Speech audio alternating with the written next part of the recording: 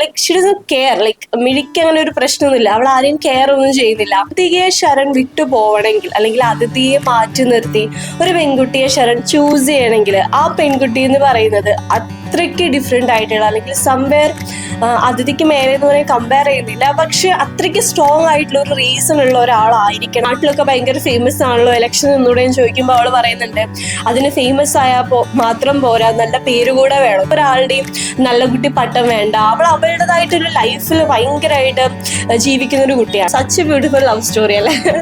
ഞാൻ നിന്നെ സ്നേഹിച്ച പോലെ വേറെ ആരെയും സ്നേഹിച്ചിട്ടില്ല എന്ന് ശരൺ പറയുന്നുണ്ട്.